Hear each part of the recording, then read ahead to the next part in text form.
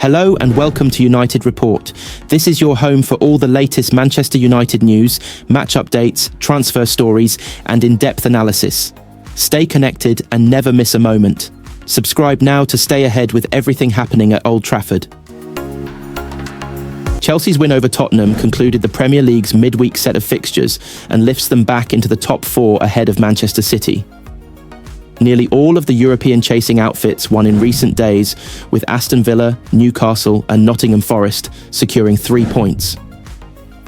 The fallout from Liverpool's Merseyside derby win continues after VAR found itself under the microscope following the decision not to send off James Tarkowski, which the PGMOL have confessed was the wrong call.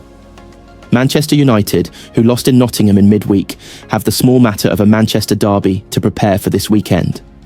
They will welcome Pep Guardiola's side, having gained the bragging rights when they met earlier this season. Arsenal will also look to put the pressure on Liverpool this weekend when they play 24 hours before the Reds, who face a difficult trip to Fulham. Here's the latest talking points from around the game. Arsenal are eyeing a new striker this summer, but there are seemingly no plans to rekindle their interest in Ollie Watkins after their failed January swoop for the Aston Villa star. Watkins emerged as a surprise target for the Gunners in the January transfer window. They saw a £40 million offer rejected with Villa, reluctant to sell both him and John Duran, who ended up moving to the Saudi Pro League in a big money deal. Arsenal remains in need of attacking reinforcements, which led to inevitable speculation that they would make a fresh attempt to lure Watkins, who himself is a boyhood Gunners fan, to the Emirates. But that may not be the case. According to Sky Sports, Arsenal have their sights set on a number of younger targets, and their interest in Watkins now cooled, despite his stellar record against the North Londoners. Diogo Dalot admits Ruben Amorim's brutal honesty has been well received by the United dressing room as they continue to struggle with some funnier moments, still finding the way into the club's inner sanctum. Results have not improved since Erik Ten Hag was axed with the Portuguese boss coming in as his replacement. But he has certainly made an impression on his players, and his attempts to speak English from day one were well received, according to Dalot, even if his compatriot did slip back into his mother tongue. The defender told TalkSport, "It was funny because sometimes he was so used to it in the beginning, to speak Portuguese, that he would start speaking Portuguese to all the players. And the players were like, 'Boss, come on, you're speaking Portuguese.' And he was like, 'Oh, sorry.'" Ange Postecoglou almost swore live on TV after making a bizarre excuse for his very public spat with the Tottenham fans. Postecoglou cupped his ear at the travelling fans who had mocked him by shouting, "You don't know what you're doing," when he brought on Pepe Sarr for Lucas Bergvall. Tottenham substitute Sarr thought he had equalised only for it to be ruled out by VAR for a foul in the build-up, and Postecoglou's reaction backfired horribly. Spurs boss Postecoglou stopped himself as he said, "We just scored for cracking goal, and I turned to them to see them smile." Postecoglou later added, "Jesus mate, it's incredible how things get interpreted. We just scored, I just wanted to hear them cheer. Because we'd been through a tough time, and I thought it was a cracking goal. I wanted them to get really excited." Manchester United winger Antony has enjoyed a renaissance at Real Betis, but the Spanish side could face difficulty signing him permanently in the summer.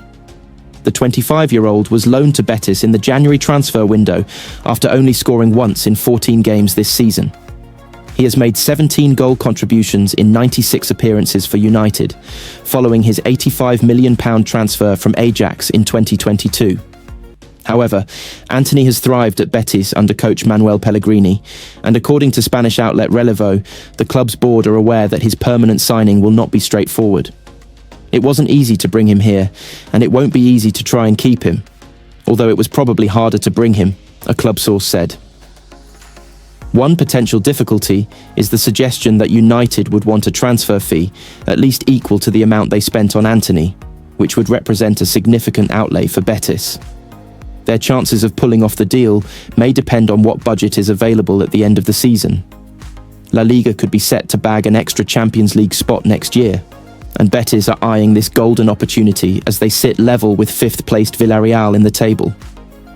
A Champions League berth could mean a cash injection of at least £42 million, €50 million, for Betis, potentially paving the way to swoop for Antony.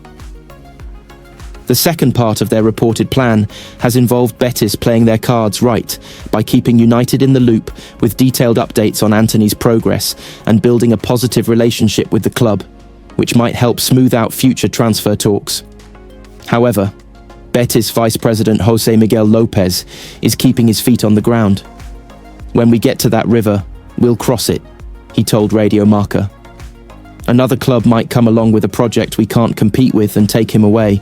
We must have ambition and excitement about having these players, but we can't go crazy either. That game hasn't started yet, there's nothing on the table, and we still have a season finale ahead. Antony is settling in well at Betis, netting 4 goals and assists in 12 appearances. He's even gelled with Betis star Isco, who's keen for the club to splash the cash to make Antony's move permanent. We need to do a crowdfunding campaign to keep him for at least another year," Isco told DAZN. "We've noticed a change since he arrived. He contributes so much." Antony had nothing but praise for Isco after their derby victory over Sevilla on Sunday. "He's a star. I'm very happy playing alongside him," Antony said to Relevo. "As you say, when you understand Isco's play, things become easier. Since leaving United on loan, Antony's transfer value has certainly increased. However, Betis will be hoping that his connection with Isco and Pellegrini can form the third part of their plan to keep the winger for next season. I'm happy for him. He came from a difficult time in England. He's young and still has much to give," Pellegrini said. "Betis has a style that suits him. Being around technical players has benefited his game.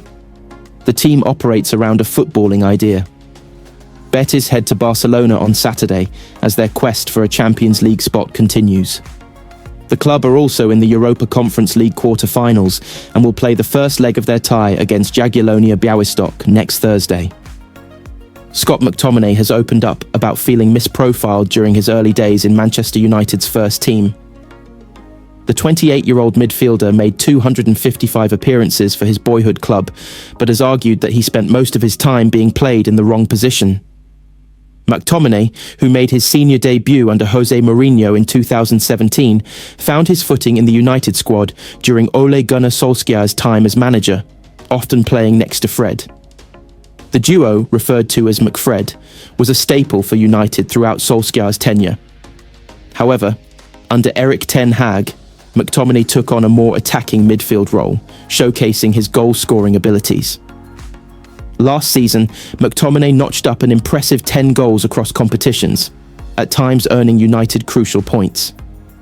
Despite his contributions, he only started 18 Premier League games and ended up moving to Napoli in the summer for £25.7 million.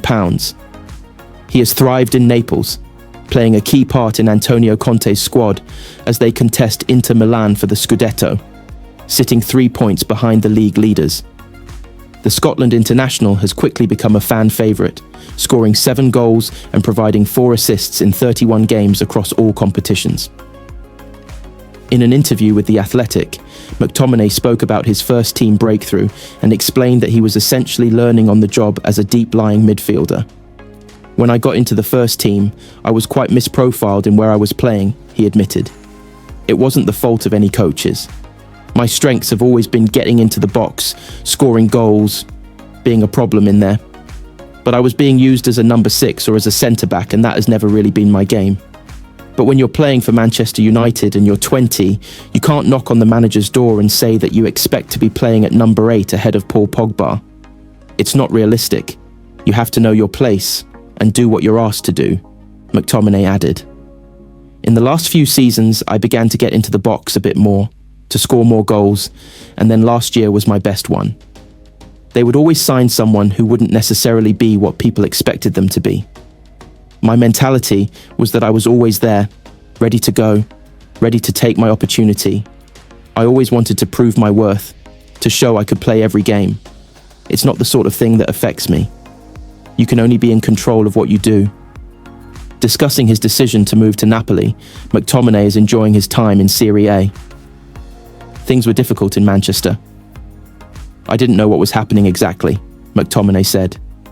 and you instantly know Napoli, the passion of the fans, the quality of the league. People have to be careful when people say Italy or Spain aren't on a par with the Premier League. Physically and tactically, I've had some of my hardest games here.